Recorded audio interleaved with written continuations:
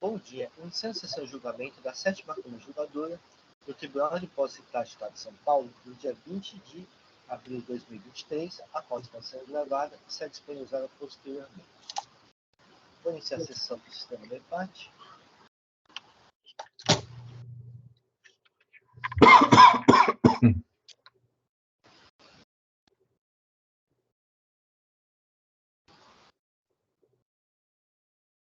Muito bem, temos 4 processos no dia de hoje.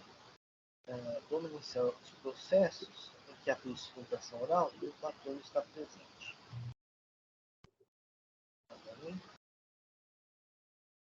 Vamos iniciar os trabalhos com o processo de Nova Transportadora do Sudeste S.A. em recurso ordinário, relator do Câmara Anselmo.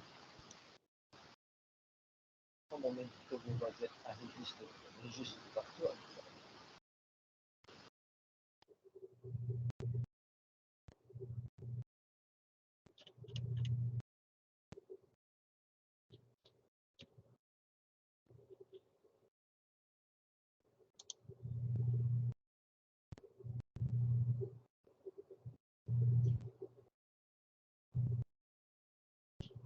Bem, doutor Anselmo, já é possível disponibilizar o voto?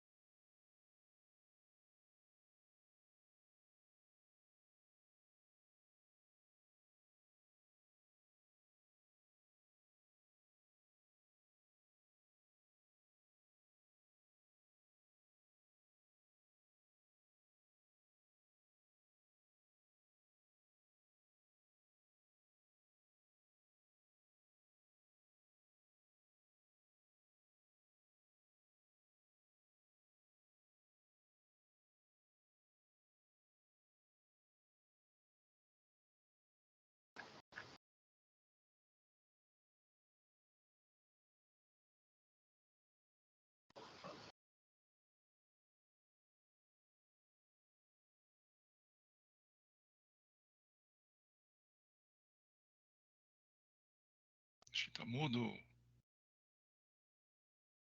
Doutor Anselmo, está sem voz?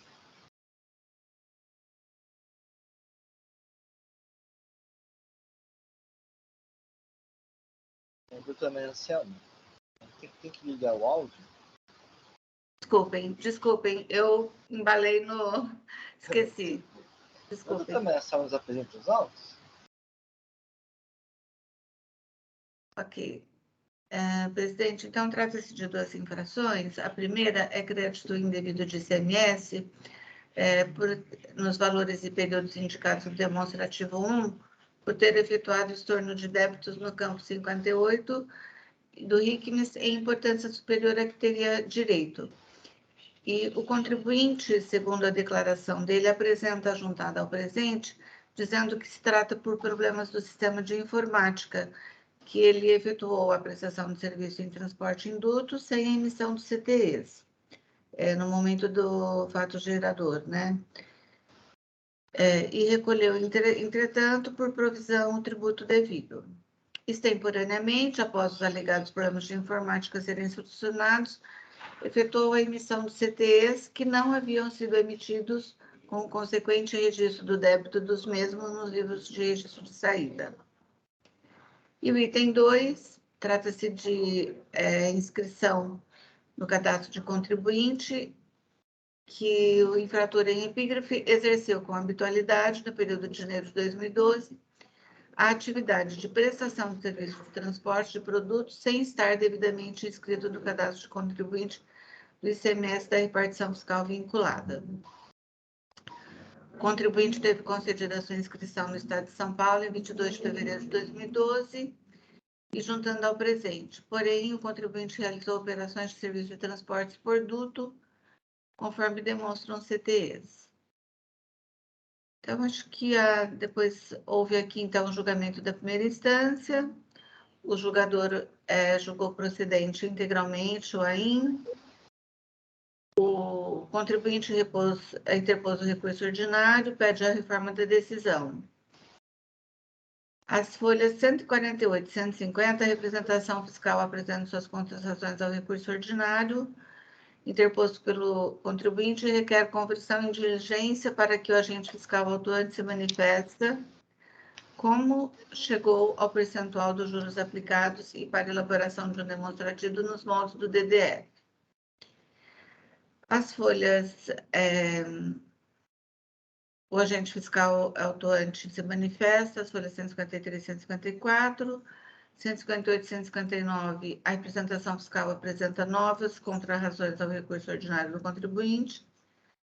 O processo foi distribuído pela 16ª Câmara deste Tribunal de Imposto e Taxa, onde, com votos proferidos pela ilustre juíza relatora, a doutora Fabiane de Souza Araújo Botequia, votou pela nulidade da decisão proferida pela primeira instância, por deixar de analisar a questão levantada na defesa.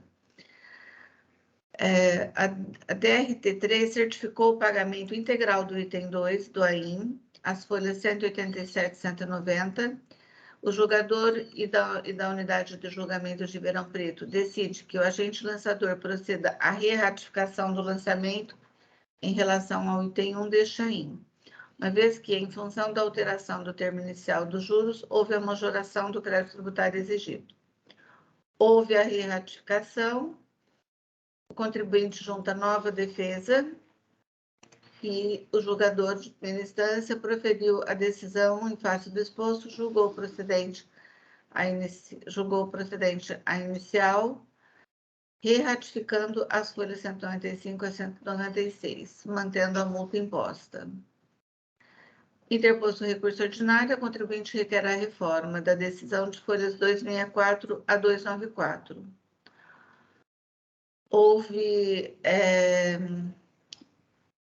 Não houve sustentação oral e as folhas 298, a representação fiscal, junta as suas contestações ao recurso ordinário interposto pela contribuinte. O processo foi distribuído para a 4ª Câmara deste Tribunal de Impostos e Taxas, onde, com voto proferido pelo juiz ilustre relator, Dr. Walter Carvalho, converteu o julgamento em diligência às folhas 317 a 319. Houve a diligência, o autuante trouxe os esclarecimentos, juntando ainda nova planilha de DDF, demonstrativo e débito fiscal. A contribuinte recorrente junta as folhas 336 a 352, sua manifestação em retorno à diligência, e a representação junto ao seu parecer. É o relatório, presidente. Eu passo a palavra à Vossa Senhoria. Agradeço, doutora Ana Selma. Então, doutor Renato, fique à vontade para realizar a sustentação oral. A minha câmera está ligada? Não? Perfeito. Sim. Colegas, bom dia, julgadores, bom dia, servidores e todos os demais presentes. Esse caso, como a julgadora Maria Anselma já relatou, né, ele se trata, né, de auto de infração lavrado contra a NTS, a qual sofreu acusação de suposta utilização indevida de crédito do imposto no montante de R$ 476.609, R$ 476.609,37, estornado nas competências de março e novembro de 2013, quando a empresa conseguiu proceder à emissão dos conhecimentos de transporte que não havia conseguido emitir em janeiro, maio e junho de 2012 e outubro de 2013, em razão das inconsistências em seu sistema de informática. Então, considerando que a relatora já passou aí o relatório do caso, eu vou começar tratando aquela questão da intempestividade que foi suscitada ali no começo da análise da segunda defesa apresentada pela empresa, né? Que a Delegacia Tributária de Julgamento de Campinas proferiu decisão pela qual julgou procedente a atuação, mantendo-se o crédito tributário constituído, por considerar a defesa administrativa de folhas 207 em diante intempestiva. Só que, naquele caso, era importante avisar que o decreto 64.889 de 2020, de acordo com esse decreto, né, o termo final para apresentação da defesa ficou prorrogado até a data da normalização do expediente, né? Era um período que estava ocorrendo, né, os adiamentos do expediente em decorrência da questão do Covid, né? E ainda o ato formal que intimou o recorrente acerca da re-ratificação do auto de infração originário foi a publicação do despacho no Diário Oficial em 4 de agosto de 2020, conforme a folha 248, oportunidade no qual o fisco paulistano concedeu prazo de 30 dias para a apresentação da nova defesa, tendo a recorrente apresentada a defesa de folhas 250, reiterando os termos da defesa apresentada folhas 41 e folhas 207. Então, fica demonstrado, né, aqui, o erro de premissa adotado pelo julgador de primeira instância ao deixar de apreciar a defesa apresentada por considerar ela intempestiva. Então, acho que essa questão é uma questão que a gente queria esclarecer. No que diz respeito ao mérito da discussão, a fiscalização indicou o suposto creditamento indevido no que se refere aos meses de março e novembro de 2013, alegando insuficiência dos recolhimentos que haviam sido feitos em janeiro, maio e junho de 2012 e outubro de 2013. Só que, no que se refere ao período de janeiro de 2012, a gente verifica de antemão que o fisco desconsiderou que, como declarado no livro de apuração de ICMS relativo a março de 2013, esse valor era de fato vinculado ao mês de dezembro de 2011, tendo seu respectivo recolhimento feito em atraso em 30 de abril de 2013, contemplando o montante principal do ICMS e os juros legalmente aplicáveis. A multa não foi incluída por se tratar de denúncia espontânea, perfazendo-se assim o pagamento do valor total de R$ 11.889,45, como comprovado nos autos das folhas 61 e folhas 98. E no que diz respeito aos estornos relativos a maio e junho de 2012, no valor de R$ 438.232,54, a gente reitera que os recolhimentos do ICMS referentes a essas duas competências foram efetuados por meio de uma única guia de pagamento, juntamente com o valor devido para a competência de julho de 2012, conforme se verifica por um simples cálculo matemático, né? Exame dos documentos que já foram apresentados nos autos. E, além da recorrente ter costado o respectivo comprovante de recolhimento do valor calculado em relação aos 3 meses que se discute, né, na folha 64, o próprio documento de conta fiscal por mês de referência das folhas 31 registrou o pagamento do montante de R$ 600.413,20 e confirmou que esse valor superava expressivamente o débito de ICMS apurado para o mês de julho de 2012, indicando crédito maior que débito, expressão idêntica a R$ 438.232,50, que foi objeto de autuação para as competências de maio e junho de 2012. Informações que já deveriam ser suficientes para ensejar o integral cancelamento da glosa e da cobrança decorrentes. No que tange ao valor estornado quanto ao mês de novembro de 2013, a gente não foi identificado nos autos qualquer documento que justificasse o valor indicado pela fiscalização estadual como estornado, de R$ 41.579. Até mesmo porque o livro de apuração do ICMS referente à competência de novembro de 2013, constante dos autos as folhas 29 e também as folhas 77, aponta exatamente o quanto efetivamente aproveitado pela recorrente, que foi R$ 12.943,63. E destaca-se, a gente ainda destaca que o auto de infração, ele exige atualização monetária e juros de forma absolutamente legal, isso até foi verificado, né, pela própria perícia, tendo em vista que são superiores à taxa Selic. E as multas aplicadas nos patamares de 100% sobre o valor de posto e 1% sobre o valor das operações objeto da atuação se mostram manifestamente desarrazoadas, desproporcionais e violadores de princípio constitucional de não confisco. Então, além disso, a gente também pede licença para falar sobre a diligência, essa última diligência realizada pelo perito, porque isso deixou a gente um pouco perplexo, porque no principal ponto que a gente considera a principal palavratura do auto, né, que é o quesito, até o quesito C, requerido para análise da perícia, com a devida vênia, com a devida respeito, a gente considera que ela não foi realizada a contento, né? Porque o que acontece foi o seguinte,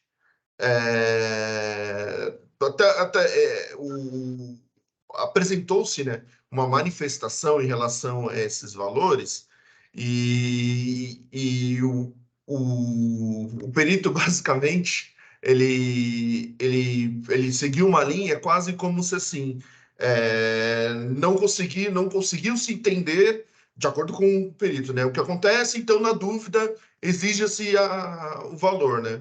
Então, a gente também queria esclarecer alguns pontos que constam ali, que contrapõem a análise pericial, porque a gente entende ali que é um tanto grave para o auto de infração, é uma análise, né, pericial que ela não chega, ela não aprofunda, né, a análise do quanto necessário.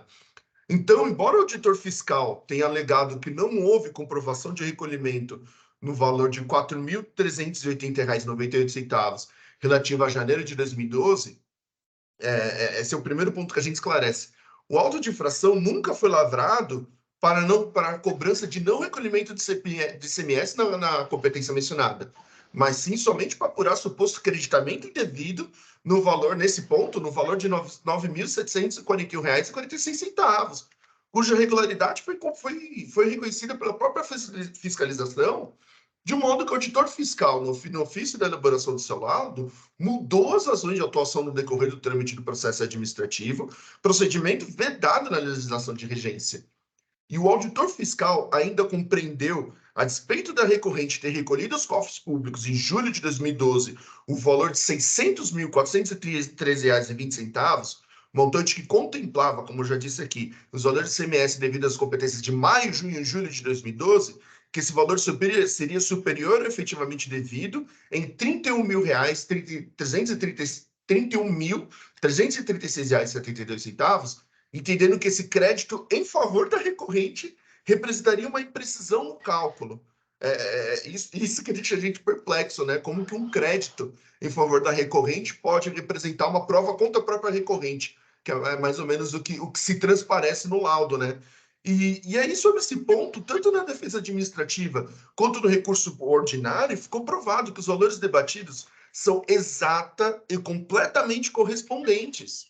Porque no que diz respeito aos estornos relativos a maio e junho de 2012, no valor de R$ 438.232,54, os recolhimentos do ICMS foram efetuados por meio da única guia que eu já te falei, né? Que eu já falei, de pagamento, juntamente com o valor devido para a competência de julho de 2012, E a recorrente, ela apurou com a competência de julho de 2012 um montante de R$ 162.180,66, mas recolheu contra esse mesmo mês o valor total de R$ 600.413, adicionando, portanto, o valor de R$ 438.232,54.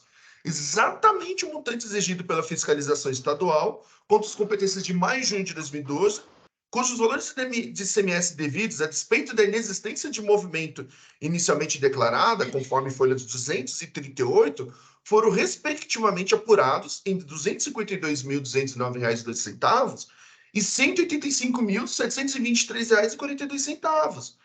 Então, o auditor fiscal permaneceu não confrontando os valores pagos em relação a tais competências, ainda que as informações dos documentos relacionados tenham sido apresentados por meio das manifestações de folha 24, sendo que, de novo, não verificou-se o conta fiscal por meio de referência das folhas 31, que tinha registrado que tinha crédito maior do que débito na competência de julho de 2012.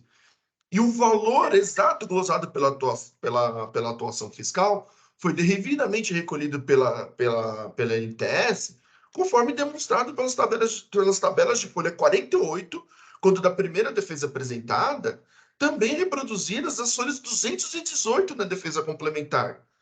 Então, restando detalhadamente demonstrados os valores corretamente apurados em relação às bases de cálculo de maio, junho e julho de 2012, e após a devida dedução do crédito presumido mensalmente auferido nos termos do convênio CONFAS 106 de 1996, né?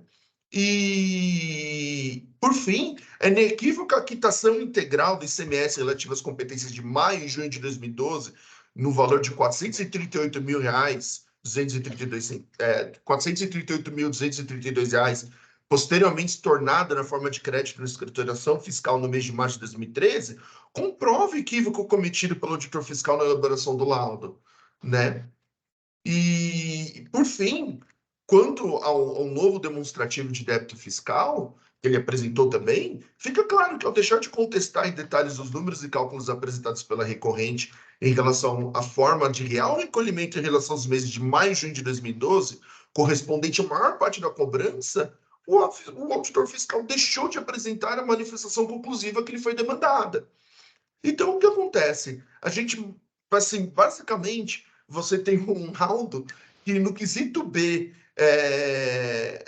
o auditor fiscal, quando ele alega que não houve comprovação do recolhimento, né, do valor, ele acaba incorrendo num erro de capitulação, e no que diz respeito aos itens A, C, D e E, o laudo ele comprova o vício de procedimento fiscal, ou ele comete o tal do erro de procedimento fiscal, porque ou ele aponta erros que foram realizados no curso do auto de infração, ou ele comete naquele momento outros vícios de procedimento, na hora que ele vai realizar essa análise, né?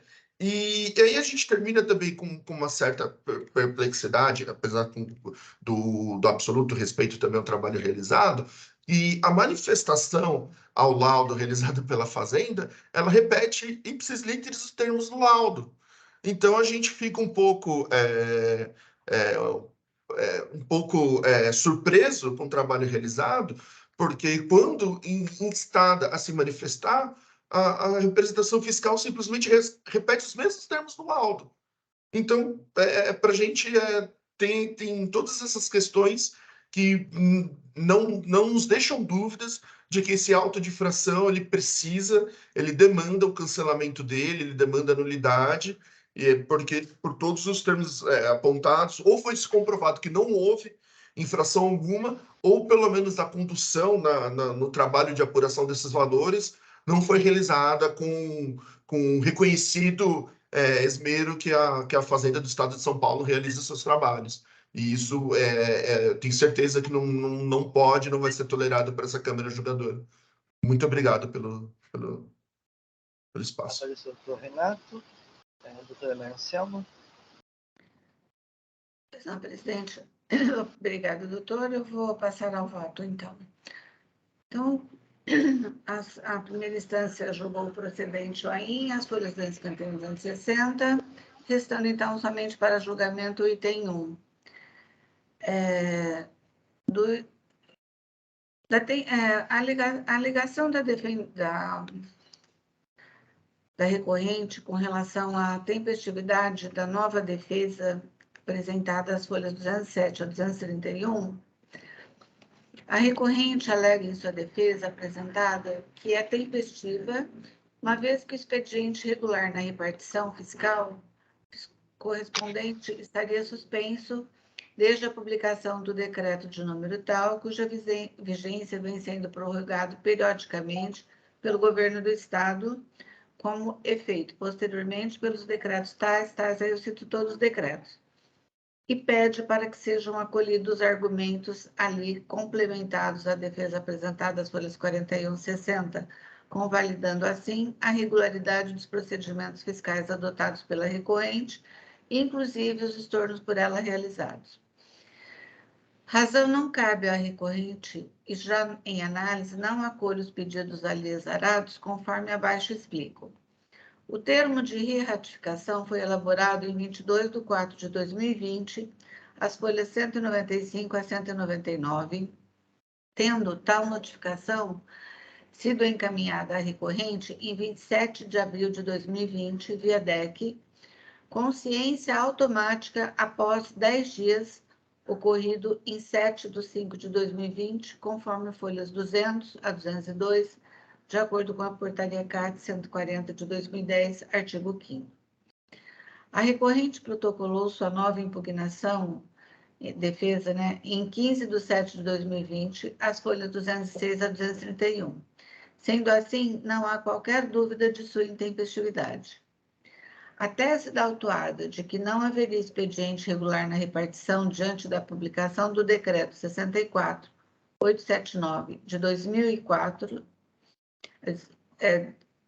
não tem qualquer respaldo, uma vez que, de acordo com o ato do TIT 3 de 2020, desculpe, de 2020 aqui, esse quadro está, ficou determinado no inciso 1 que foram interrompidos os prazos processuais referentes apenas a processos e expedientes físicos em trâmite, bem como a processos regidos pelo Decreto 54.714 de 2009, que disciplina tão somente sobre o lançamento de ofício do IPVA, constatando, ainda no inciso 2, expressamente que fora desses casos, aí eu negrito, os prazos não serão interrompidos nem suspensos.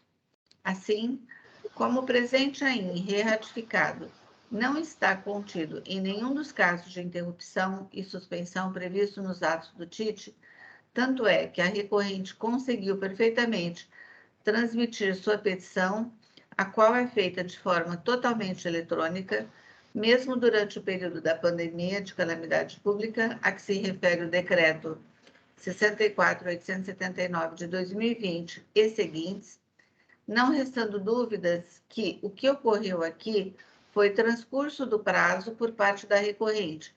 Sendo assim, mantenho a intempestividade da nova defesa da impugnação apresentada às folhas 206 e 231, conforme decidido pela decisão recorrida. No mérito, a recorrente reitera ipsilitris a alegação de que, por problemas em seu sistema de informática, efetuou a prestação de serviço de transportes em dutos sem emissão do CTE no momento da ocorrência do fato gerador, onde efetuou o recolhimento do imposto por provisão, onde os débitos de ICMS foram computados novamente, e, este motivo, foram estornados para evitar o bis in idem.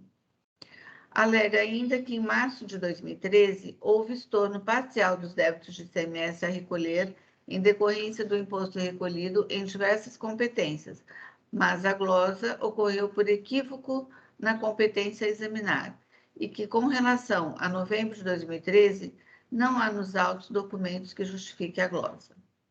Em face dessa alegação, a recorrente não consegue elidir o trabalho fiscal, uma vez que, em momento algum, a recorrente nega as operações de prestação de serviço que realizou sem emissão do CTE, e ressalto, sem a devida atividade registrada na Cefaz. Aliás, a recorrente se esconde no fato de problemas em seu sistema de informática, onde recolheu o tributo por provisão. E, ao contrário do que alega, a recorrente houve sim contestação do administrativo quanto ao procedimento adotado por ela.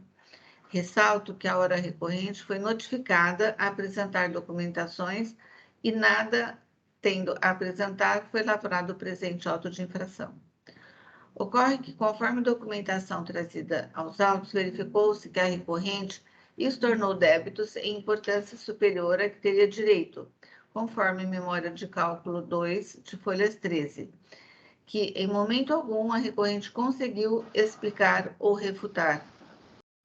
Os alegados estornos efetuados pela recorrente na tentativa de sanar o procedimento incorrido efetuado anteriormente, a mesma efetuou e juntou cálculos de documentos das folhas 46 a 48, 61 a 80 e 98 a 99, os quais, ao meu entendimento, não tiveram qualquer êxito, uma vez que em sua conta fiscal de folhas 30 a 35, podemos verificar devidamente lançados os valores de débito e crédito do ICMS, onde houve o crédito em valor superior ao efetivamente devido. Sendo assim, entendo que não há qualquer reparo a ser feito na decisão, mantendo-a na íntegra. Quanto à alegação da recorrente de indevida aplicação da taxa superior à Selic, entendo que essa deva ser aplicada à metodologia da súmula 10, revisada deste Tribunal de Impostos e Taxas, que cancelou a súmula 8 deste mesmo colegiado, somente aos fatos anteriores a 1 de 11 de 2017, conforme texto abaixo, então, eu transcrevo a súmula 10 revisada. Por fim, a recorrente alega que a aplicação da multa deve respeitar os princípios constitucionais sob pena de caráter confiscatório. Como já é do saber de todos que o meu entendimento quanto ao argumento de confiscatoriedade da multa, lembro que, se inconstitucional ou confiscatória, cabe somente ao fisco aplicar a lei, e não a esse tribunal tal análise na forma da Lei 13.457 de 2009. Sendo assim, devidamente caracterizada a infração, devem ser rejeitados todos os argumentos da recorrente pelos motivos acima expostos. Diante do exposto, de tudo que dos autos consta, conheço do recurso ordinário interposto por Nova Transportadora do Sudeste SA-NTS e lhe dou parcial provimento exclusivamente para limitar os juros aplicáveis ao montante do imposto e multa das exigências fiscais, objeto do AIM, a taxa Selic. Como voto, presidente, coloco a apreciação dos meus pares. Agradeço, doutora Anselmo. Tem um questionamento do doutor Renato. Aquela diferença de R$31 mil apontada pelo fiscal atuante na diligência, correto? Quando ele analisou o recolhimento de 600 mil, mais ou menos, né? Ele apontou que R$31 mil não estavam justificados, correto, doutor Renato? Sim, foi o que o fiscal falou. Isso. Eu vi a manifestação de vocês depois da diligência. Tem alguma justificativa dessa diferença? Então,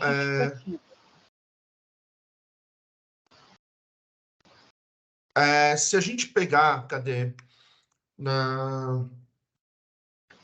Quando a gente até junta, cadê?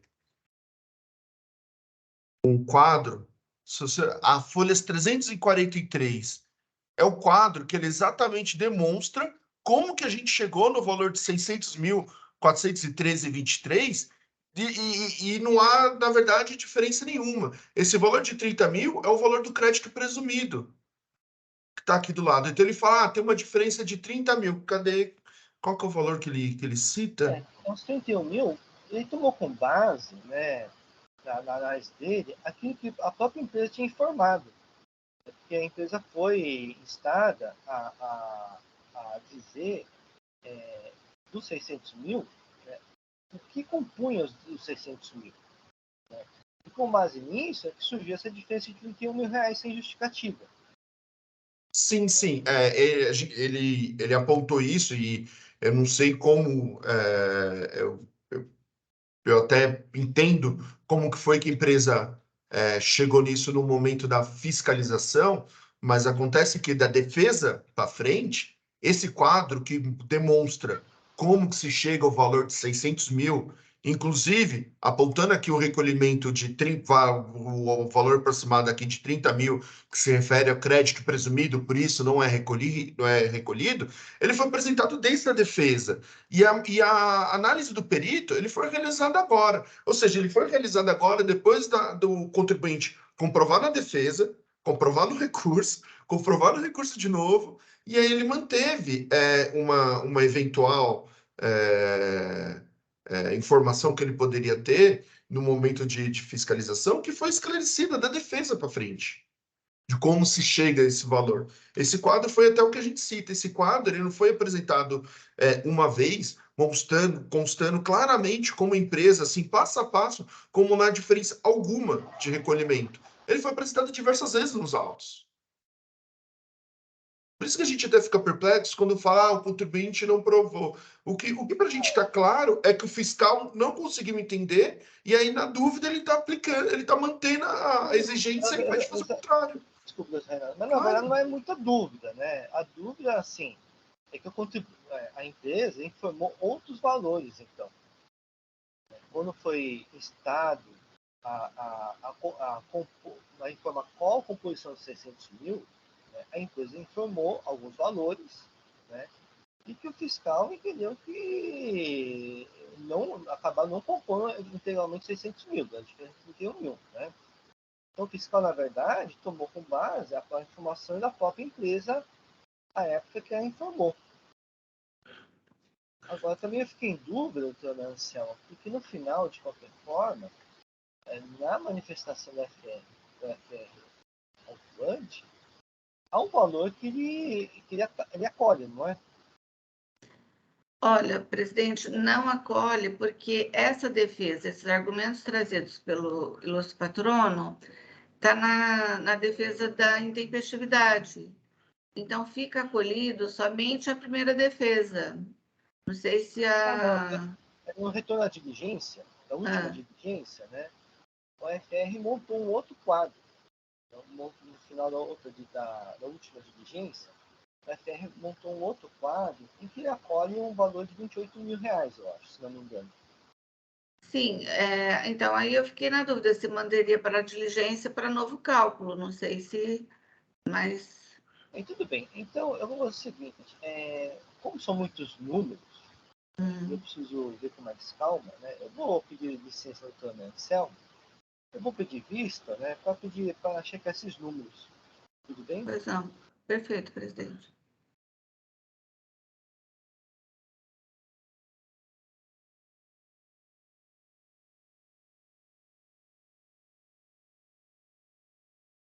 Muito bem, doutor Renato. O processo vai sair em vista para mim. Eu vou tentar dar mais uma checada dos números assim, com mais calma. Perfeito. Eu agradeço a disponibilidade, a atenção de todos os julgadores ao caso e, obviamente, a gente vai se colocar inteira à disposição na próxima sessão para voltar e debater e esclarecer o que for possível ser esclarecido. Ok, agradeço a presença. Desculpa, não entendi. Já pode encerrar? Agradeço a presença do Dr. Renato, né? Um bom dia. Bom dia.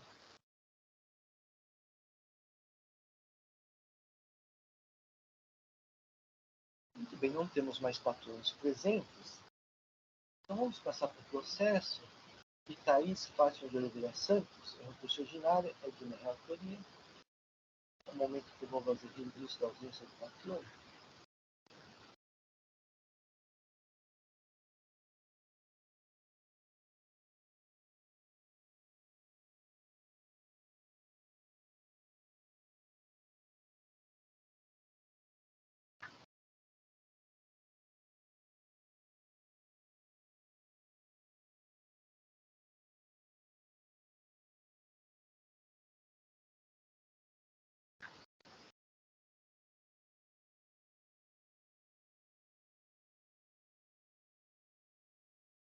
Muito bem. É um recurso ordinário quanto à decisão que foi pela TJ2, que já parcialmente procedente igual. A acusação fiscal é receber a fazer desacompanhada da documentação fiscal, sendo todos apurados nos termos do inciso 9 do artigo 29 do regulamento. Então, é um recebimento sem documentação fiscal, em razão do levantamento fiscal. Tem uma pequena correção. Na verdade, a decisão primeira julgou procedente o AE. Vou resumir, já que o conteúdo está presente, tem uma alegação, algumas alegações de nulidades. Não passo diretamente ao voto. A recorrente no tópico 22 do recurso ordinário faz reclamos de nulidade de ação recorrida que não teria apreciado no tópico B da usurpação de competência em relação à classificação fiscal da defesa. Analisando a referida decisão, verifico de fato a matéria, embora constado no seu relatório, foi omissa em sua decisão. Assim, existe razão à recorrente que, quanto à própria análise da matéria, razão pela qual voto será reiterado na primeira instância para sua devida apreciação. Adicionalmente, a não interpretação fiscal determinou diligência, visando o saneamento e aperfeiçoamento da discussão do processo. Trata-se de prerrogativa da lei de representação fiscal, nos termos do inciso 3 do artigo 72 da lei 3457. No entanto, entendo que no presente caso, por segurança, há que se preservar o contraditório, pois, em entendimento da diligência, o FRE autuante elaborou novas planilhas explicativas, e assim deve ser concedida a oportunidade para o autuário de se manifestar sobre elas. É neste ponto, considerando a razão apresentada, o saneamento e aperfeiçoamento da instituição do processo, e que em tese poderia advir a alteração decidida, entendo que deva ser também preservada a duplicidade de instância. Exposto a nulo integralmente da decisão recolhida, devemos votos retirar a primeira instância para que seja concedida nova oportunidade do autuário se manifestar sobre as folhas 1079 a 1081 e após ser reproduzida a nossa decisão, observando ainda a omissão acima apontada. Então é assim que eu voto. Restou claro no voto? Há alguma dúvida? Eu só vou fazer a pequena correção aqui, que acho que foi um erro de imitação.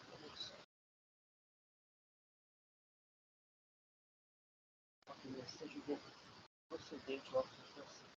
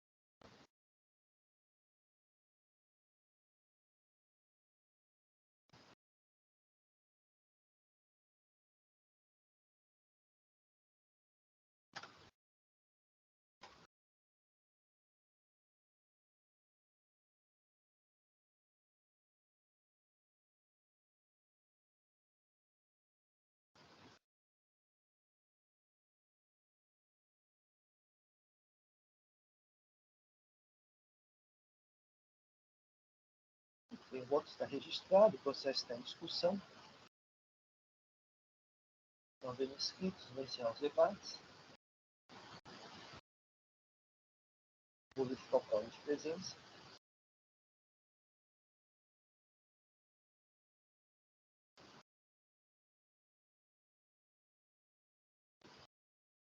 E vou iniciar a votação.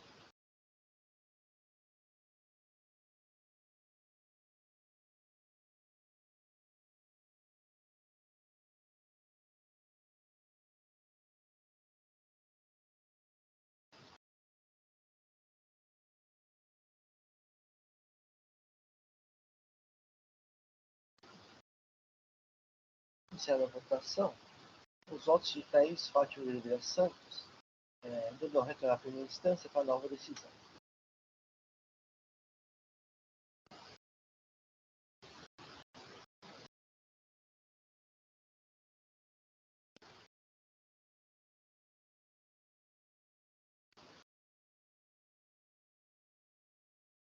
Passava o processo de rumo do distribuidor de petróleo de Itália, recurso ordinário.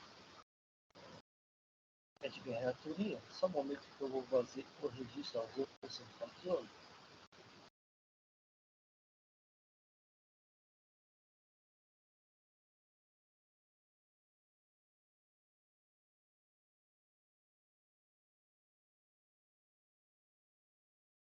Trata-se de recurso ordinário, interposto com a decisão por da TJ2, que julgou procedente o AE. São 4 aprovações fiscais. Deixar de pagar SMS pelo haver escritura regulamento do registro de saídas, as notas fiscais eletrônicas registrando as operações sem o semestre devido. Deixar de pagar semestre por iniciar notas fiscais eletrônicas referente a operações tributárias como não tributárias. Terceira operação fiscal, acreditar-se indevidamente semestre, visto que não houve destaque do imposto dos documentos fiscais CPE, conhecimento e transporte eletrônico. Quarta e última operação fiscal, acreditar-se indevidamente semestre, através da escrituração dos valores no dever fiscal, registro de apuração semestre, a título de ressarcimento de semestre ou despejo, que tenha sido pago a maior em séries interestaduais de etanol combustível, sujeito à submissão tributária paulista, ocorridos no meses de 5, 6, 7 e 9 de 2018, conforme as atributos da Poder Tática 42 de 2018, em tese no fisco. Os casos foram considerados indevidos por não ter sido observada a disciplina prevista na Poder Tática 42 de 2018, uma vez que o artigo 169 do regulamento permite ressarcimento do contribuinte substituído que tiver recebido a mercadoria com retenção do imposto, não sendo o caso da RUMOS, que é distribuidora credenciada e substituto tributária do etanol combustível, conforme o artigo 418 do regulamento. O item foi integralmente recolhido, conforme certificado pelo fisco. A decisão primeira instância julgou procedente o ainda. Inconforme a decisão primeira instância, o contribuinte interpôs recurso ordinário e apresentando em síntese as seguintes alegações. Nulidade de ação recorrida, necessidade juntada do referido a poder a carta de 15, contra item 2 do auto-infração, operações não tributadas, contra o item 3 do auto-infração, erro de autorização, contra o item 4 do auto-infração, falta de provas. Falta de previsão legal para utilização do valor básico das multas e multa confiscatória.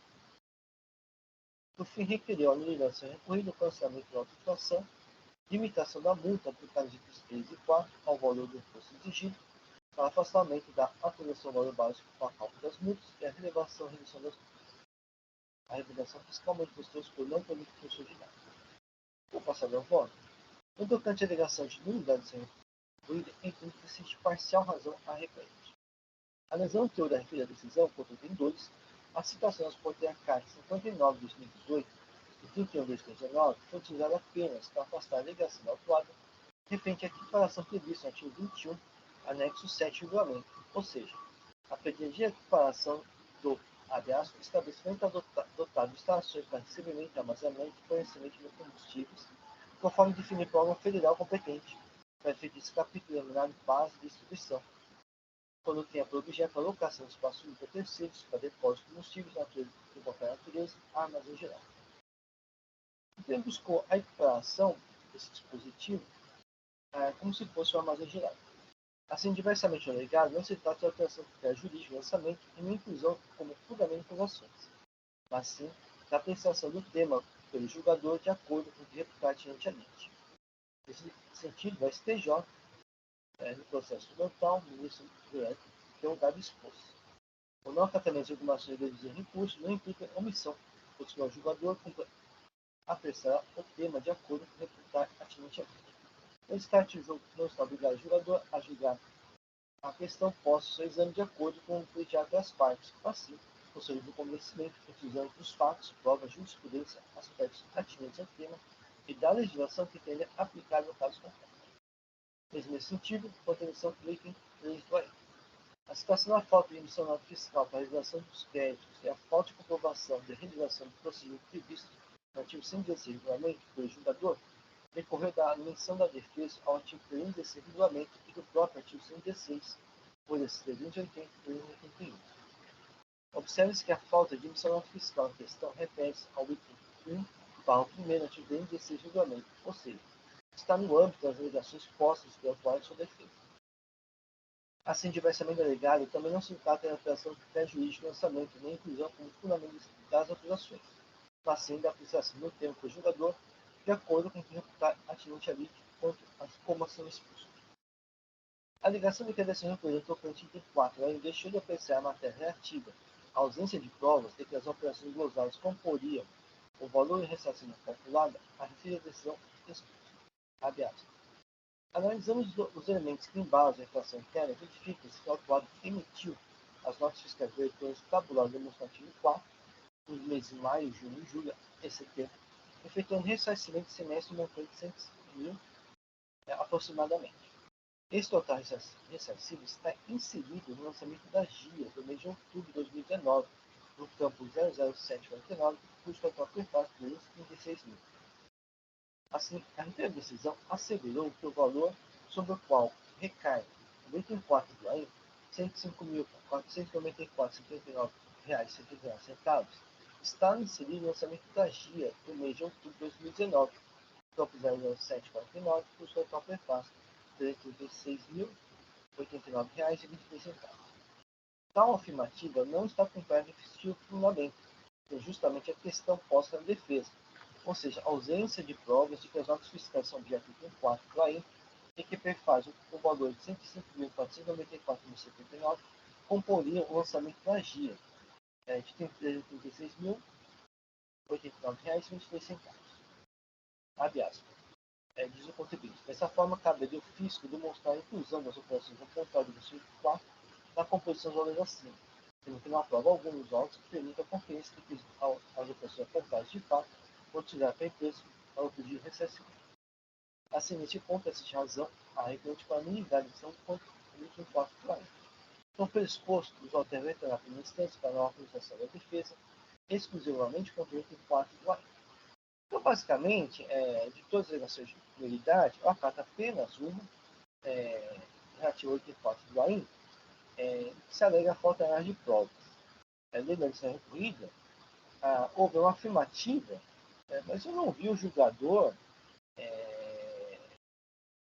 o fundamento do julgador nessa afirmativa. Então, eu acho que nesse ponto existe razão a recomendo. Estou claro a questão?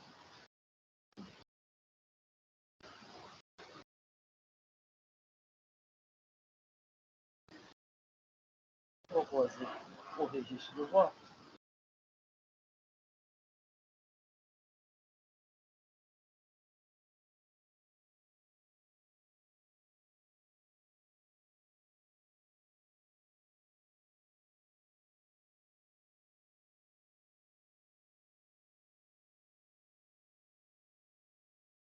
Bem, o voto está registrado, o processo está em discussão. Não havendo inscritos, vou encerrar os debates. Vou verificar o quórum de presença.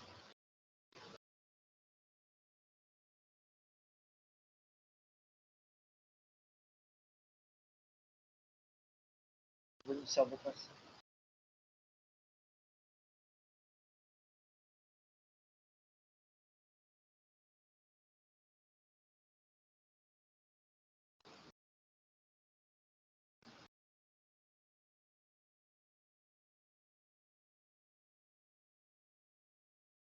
Encerrada a votação, o processo de rumo distribuidor de protocolo habilitada vai retornar à primeira instância para cumprimento de julgado.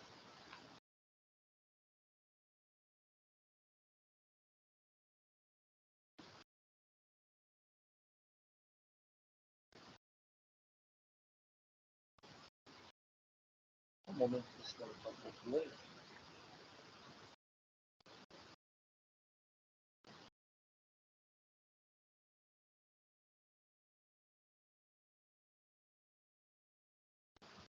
vou passar para o processo de Vilosul distribuidora Dracenense de Vidas Limitada, recurso ordinário. Não há protesto de sustentação oral.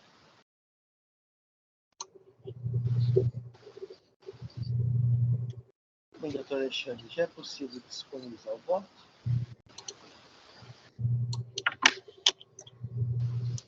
Pois não.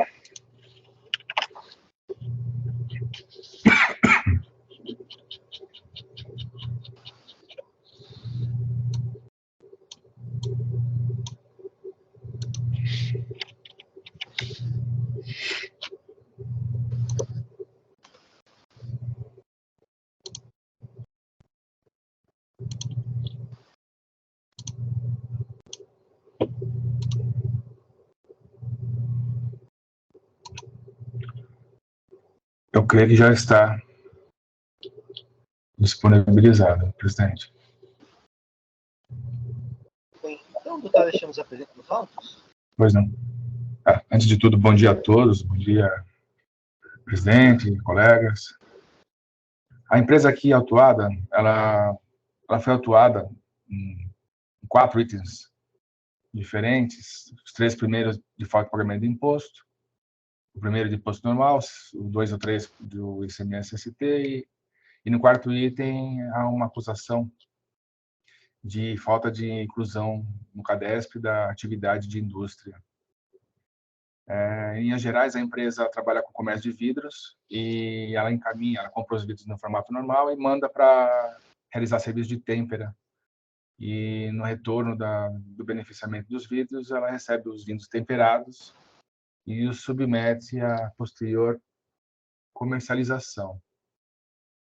A tese principal defendida pela empresa é a de não incidência do ICMS, sim do ISS. Entende que esse serviço de beneficiamento estaria sujeito só ao imposto municipal. Se trataria de um serviço e não de industrialização. É a tese defendida em primeira instância. Alega algumas nulidades, enfim, que não são acolhidas pelo julgador tributário, e o auto foi mantido em primeira instância.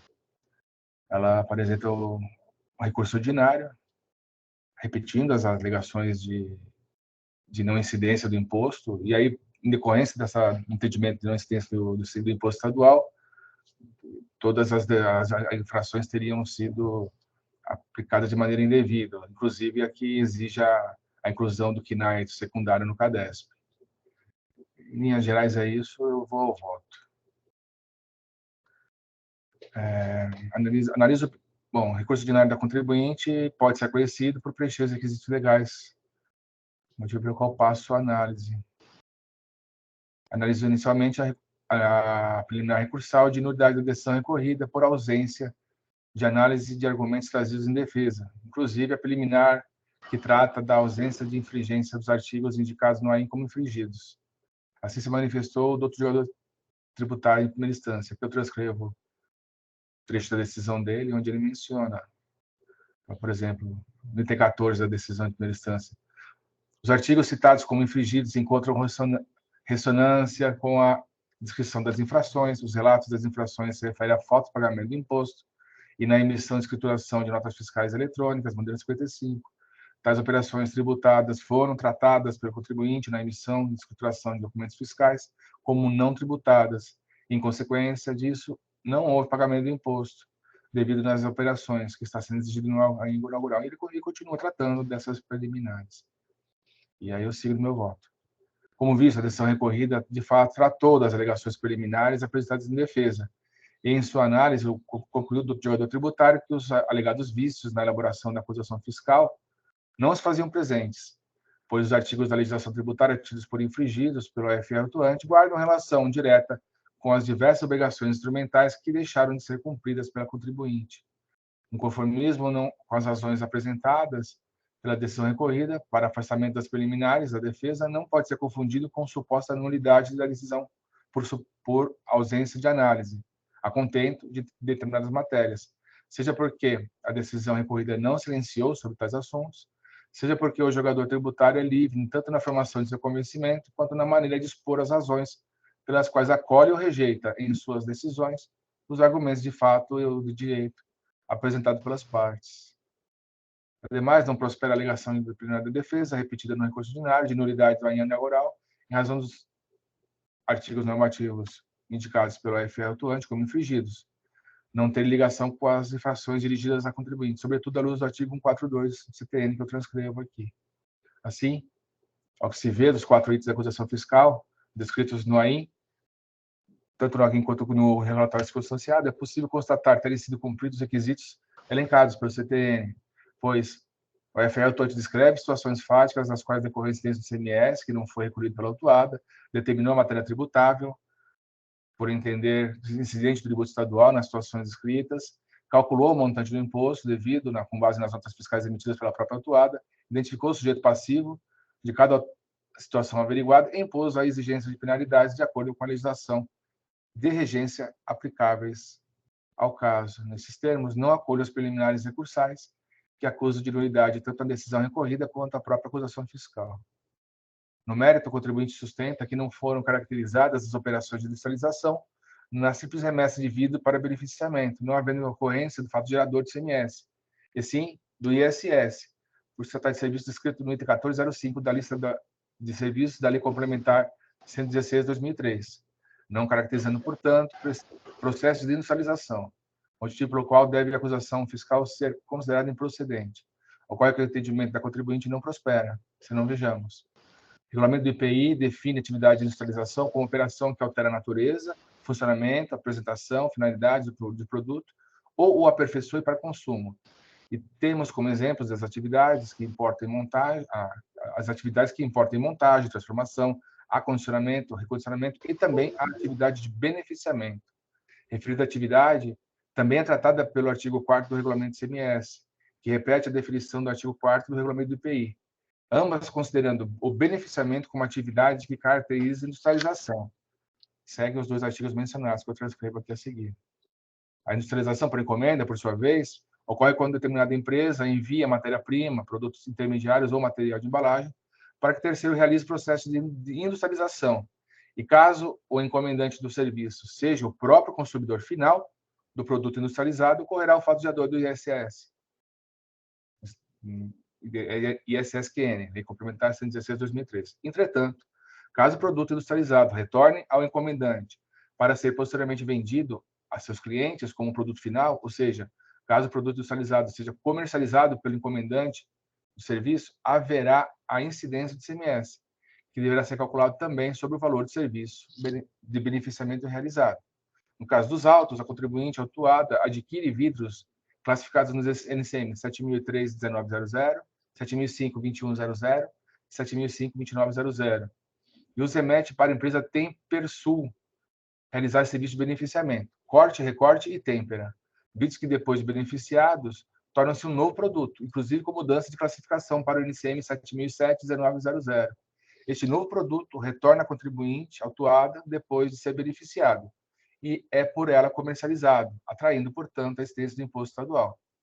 A jurisprudência do Supremo Tribunal Federal corrobora o entendimento aqui apresentado. Vejamos.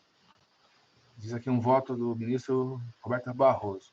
Sob tal perspectiva, cabe ao intérprete perquirir se o sujeito passivo presta um serviço marcado por um talento humano específico e voltado ao destinatário final ou desempenha atividade essencialmente industrial, que constitui apenas mais uma etapa dentro da cadeia de circulação. Perfilhando essa diretriz, não é possível fazer incidir o ISS nas hipóteses que a atividade exercida sobre o bem constitui mera etapa intermediária do processo produtivo. E um outro voto do ministro Dias Toffoli, ele fala o seguinte: a verificação da incidência das hipóteses de industrialização por encomenda deve obedecer a dois critérios básicos: verificar se a venda opera-se a quem promoverá a nova circulação do bem, item 1, né? E 2, caso o adquirente seja consumidor final, avaliar a preponderância entre o dar e o fazer, mediante a averiguação de elementos de industrialização.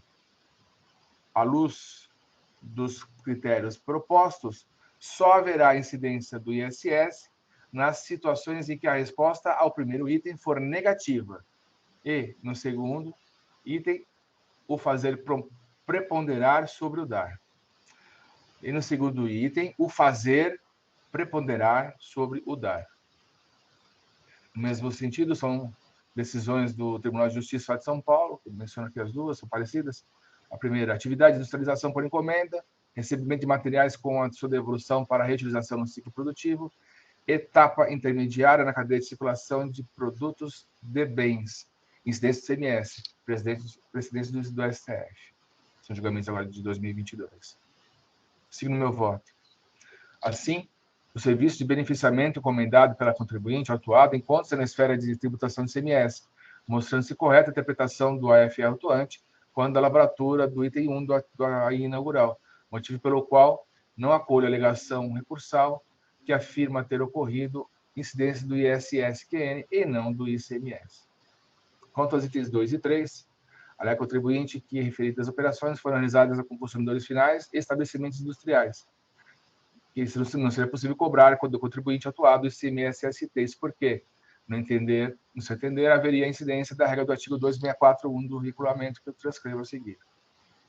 Pois bem, cabe mencionar que as exigências dos itens 2 e 3 têm como fundamento a regra do artigo 313-Y do regulamento, que diz que nas saídas de mercadorias arroladas no parágrafo 1º, com destino a estabelecimento localizado no território paulista, fica atribuída a responsabilidade pela retenção do pagamento do imposto incidente nas saídas subsequentes. Item 1. A estabelecimento de fabricante ou de importador a arrematante ou importador a arrematante de mercadoria importada do exterior, apreendida, localizada nesse estado. Pois bem, no caso dos autos, é controverso ter ocorrido a industrialização por encomenda, na qual a contribuinte atuada remeteu ouvidos a Tempersul para beneficiamento, passando a ser considerada fabricante, nos termos do artigo 402 do regulamento, das mercadorias resultantes do processo de industrialização, por conta e ordem do novo produto obtido após beneficiamento, vidros temperados, e por ser considerada substituta tributária das vendas desses produtos no estado de São Paulo. Deveria ter destacado o devido imposto, mas não o fez, razão de ser da lavratura das acusações fiscais dos itens 2 e 3. Acrescente que o doutor gerador tributário analisou o anexo 2 apresentado na defesa em confronto com o demonstrativo 2.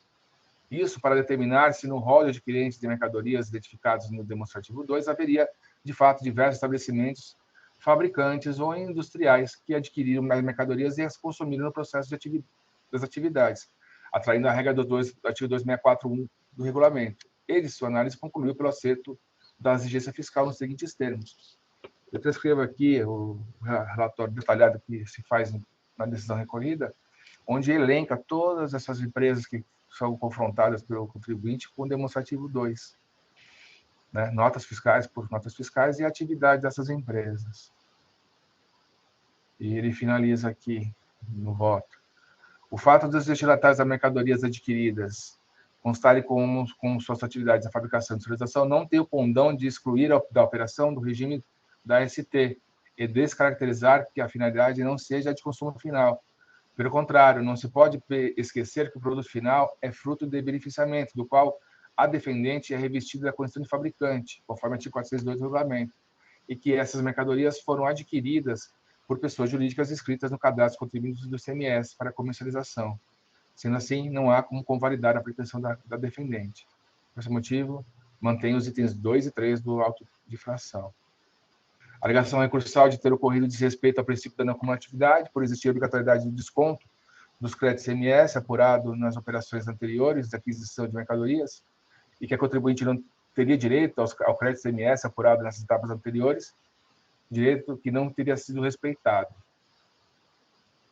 Também, nesse ponto, o recurso da contribuinte não merece prosperar, pois, lembre-se, as 3 primeiras acusações do auto inaugural surgem pela emissão irregular dos documentos fiscais, referentes a prestações tributadas como não tributadas, e sem um destaque de ICMS, situação que não se ajusta com as regras do artigo 36 e 38 da Lei 674 que eu menciono aqui. 36, por exemplo, o imposto é no cumulativo, compensando-se o que seja devido em cada operação ou prestação com o montante cobrado, relativamente à mercadoria, acompanhada de documentação fiscal hábil. Para frente desse artigo, considera-se documento fiscal hábil o que atenda a todas as exigências da legislação pertinente. E no 38, o direito do crédito condiciona-se à escrituração do respectivo documento fiscal e ao cumprimento das demais requisitos exigidos pela legislação. Sigo no voto. Não incumbia ao FR atuante refazer a apuração da declaração de ICMS do contribuinte autuada no momento da lavratura da acusação fiscal, pois o direito de crédito nas aquisições de mercadorias é condicionado tanto à emissão de documento fiscal hábil quanto à regular escrituração das operações dos documentos e livros fiscais.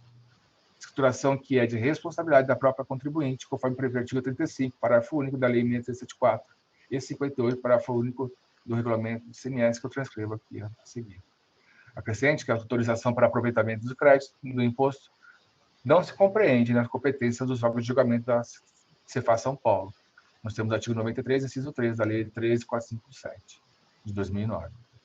Deverá a contribuinte atuada manter regular sua escrituração fiscal, lançando regularmente todas as aquisições de mercadorias e utilizar o valor dos respectivos créditos ICMS em suas futuras operações do imposto. A alegação de que a simples remessa dos vídeos para beneficiamento não constitui atividade industrial, não sendo possível, portanto, incluir no cadastro ou KNAI de indústria, também não comporta provimento, à luz que consta da resposta à consulta tributária 26732 de 2022, Vou transcrever só o trecho grafado. Considerando que todas as atividades efetivamente exercidas pelo contribuinte, ainda que secundárias, devem ser registradas no cadastro de contribuinte do ICMS do Estado de São Paulo, conforme disciplina do artigo 29 do regulamento e artigo 12, 2H do anexo 3 da portaria CART 92 de 98, para a realização de operação de industrialização por conta de terceiro, o autor da encomenda deve manter registrada no CADESP a atividade de industrialização. Destaque-se, por fonte da portaria CART 22 de 2007, o imposto incidente sobre a parcela relativa aos serviços prestados pelo industrializador, na hipótese de industrializador e autor da encomenda ser localizado no Estado de São Paulo, deve ser recolhido pelo autor da encomenda, substituto tributário, no momento em que, após o retorno do produto industrializado ao estabelecimento de origem, por este for promovida sua subsequente saída. Sigo no voto. Alegação de multa, a multa confiscatória, aqui são as alegações. Então, multa confiscatória no apoio dos termos dos incisos 1 e 2 do artigo 22 da Lei 3457, ao questionamento da atualização da base da multa, que não apoio em razão dos termos da súmula 13 do TIT. E, por fim, questionamento da taxa de juros por superior à Selic, entendo que comporta provimento. Isso porque o AIN inaugural trata de exigências fiscais anteriores a 1 de 2017. Eu acho que não alcança.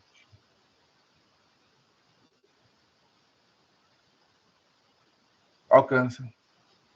Até março de 2016. Acho que tinha alguma parte fora.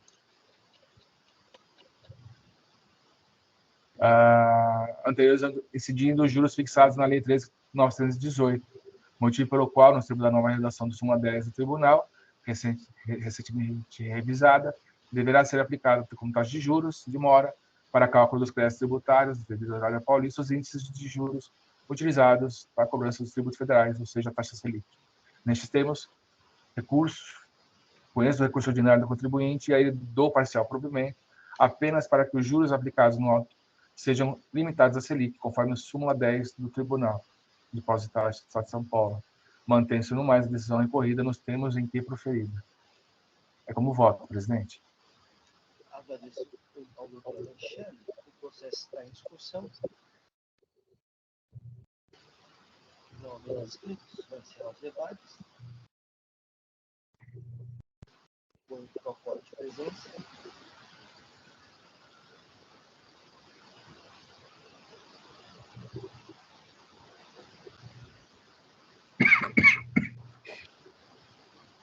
Permissão de passar.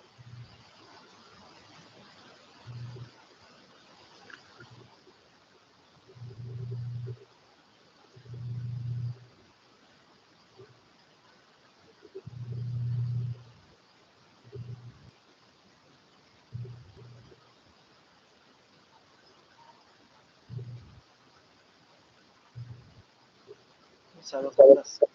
Curso ordinário de subdistribuído das cidades de limitado, reconhecido e participante provido nos termos do voto do doutor Alexandre.